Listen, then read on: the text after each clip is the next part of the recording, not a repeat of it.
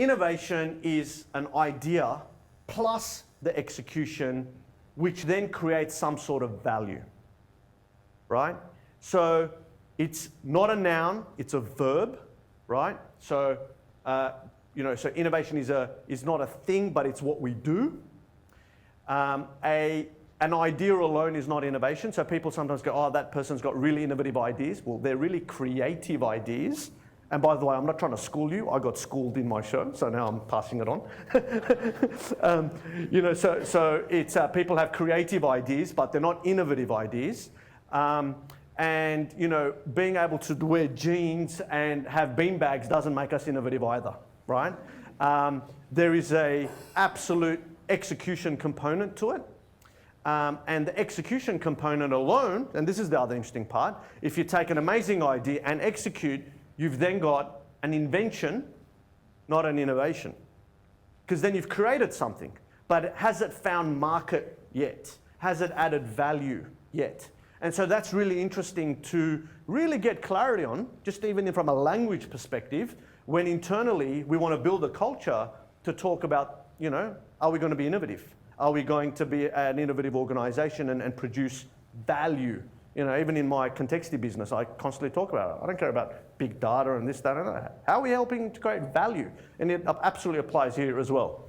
So you've got an idea or something creative with the execution that creates the invention, then comes the value component. Now, of course, when we think of value component, everyone quickly thinks about revenue, profit share, more customers, less churn, all of those things.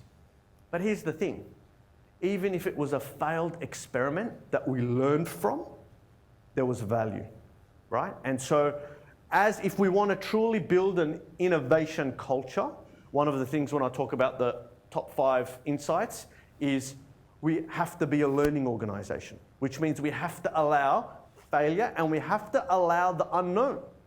If we already know, it's not an experimentation, it's not innovation, it's just more of the same, right? It's just a little bit better, but it's not truly innovative. It's not going to move you or give you that breakthrough ROI that we're talking about. Another definition which I thought was really interesting, so there was a person, Dr. James Chin Moody, who's both written a book and is a founder of a company called Sendle. Really interesting use case, where he said he subscribes to the traditional definition of innovation, which is something that creates technological change. And 3 things give rise to technological change. The first one is new technology itself, but new technology alone can't do it. The second factor is new markets or new needs. And again, just needs without the technology alone won't work. And finally, it's the change in institutions. Institutions being internal organizations, being governments, being legislation. So let's think about just like, I guess, I just arrived here in an Uber. Of course I did. And of course my Uber driver was an entrepreneur techie who's finding a way to bootstrap his business while he's building something. Very funny. But the point is, with Uber, you've got invention of phone, you've got change in institutions, so governments allowing that kind, people who weren't traditionally cab drivers to start driving cabs, and finally you've got new markets, so people now also adopting that. Now, unless you've got those 3 things, it doesn't give rise to technological change. The other concept he spoke about, which I thought, so simple but so powerful, is the concept of stocks and flows when it comes to innovation. Right? And stocks being the inventions. And traditionally, Australia has been great at inventing things. We created the Bluetooth. We created a whole heap of amazing technologies out there. But we've not been great at the flow, as in getting it to market, building the biggest revenue out of what we've invented and so on. So that was really interesting to think about it in that context.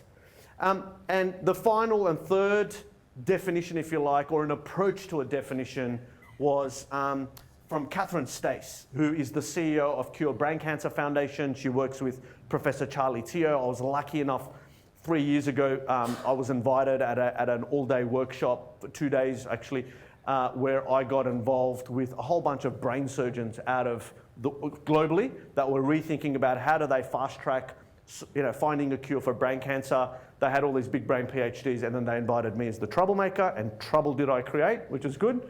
But she talks about innovation is a mindset, it's a behavior, and it's an environment.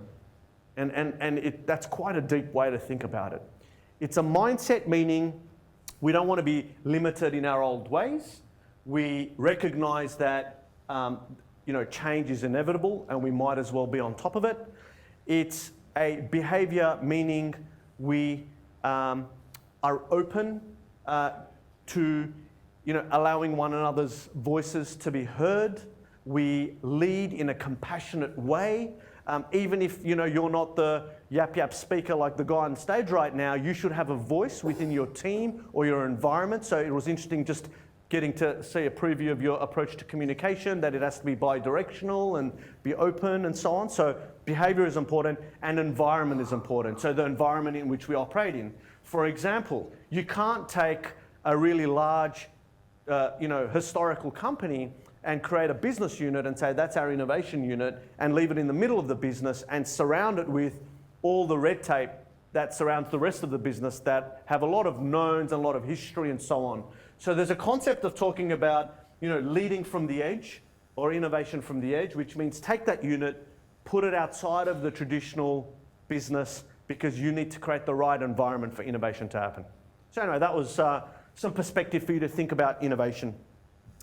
The other interesting thing that I learned from the show was the way corporates spend, 70% of money, effort, energy, focus goes to protecting the core, right? Let's just not lose what we have. That's just human nature. That's why people buy insurance. They pay a premium so that they don't lose what they've already got. 20% gets spent on improvement. That's your project office. We've got this new technology, we're going to do this, we're going to do that, okay? And it's the 10% of spend that some do and some don't, and if they do it in the right way, that's going to create the breakthrough ROI, right? It's going to be what's going to save you from having a Kodak moment, right, disappearing, or it's going to be what's happened in the last week is this Pokemon Go and Nintendo all of a sudden resurging, right, in terms of stock price and attention and whatever, and they realize that mobility is the new thing, right? And they've had the opportunity to integrate with virtual reality and so on. So it's the last 10% though that is the breakthrough, and a bit like even a venture portfolio investment, 10% of it is going to give you your breakthrough returns. Everyone else is either going to fail or just return the money.